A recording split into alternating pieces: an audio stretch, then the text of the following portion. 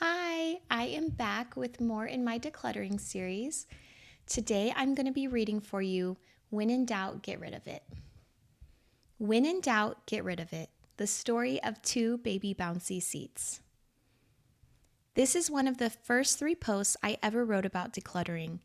In the last 12 years, this story has inspired thousands of people, and readers still tell me this is the story that helped decluttering concepts finally click. I hope it helps you too. This was originally published February 7th, 2013, when my youngest was less than a month old. He's about to turn 12. While I take a minute to share an organizing thought, my 3-week-old baby is sleeping peacefully next to me. I love hearing his little sleeping sounds. The last 3 weeks have mostly been a beautiful, sleepless blur with plenty of bumps in the road. There are a few thoughts that have stood out to me, and today I am going to share one with you. As we struggled through infertility before my recent pregnancy, one way I attempted closure was to slowly purge the baby equipment remaining from my older children. Over time, we got rid of everything except one item I kept in case. It was a baby bouncer seat. The day finally came when I was ready to gift the bouncer to another family, so I loaded it in my minivan to drop off the next time I was out. Ironically, that same day, I decided to take a pregnancy test. I wouldn't have even taken the test if my husband didn't suggest it, because I had given up all hope and was trying to move on. I was hosting a baby shower at my house that day.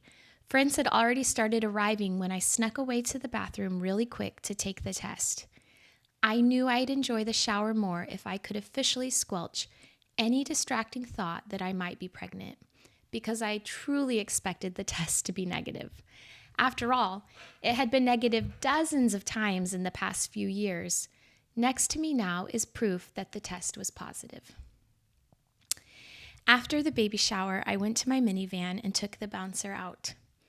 You would think that this is a happy ending and a case for keeping a plethora of things just in case. But that is not the end of the story. Since we've brought our baby home, we've been unable to lay him flat to sleep because of his reflux. One day it occurred to me that we could use the bouncer as an inclined place to sleep. Perfect. And I thought maybe the vibration will help him feel like he's being held, because this baby is happy as long as he is being held. Unfortunately, the battery compartment had completely ruined in the 5 years since it was last used. The vibration was so important to me that I went ahead and bought a new bouncer seat that day. We've dragged our used bouncer seat that is large and awkward through a move, and it has taken up unnecessary space for a long time.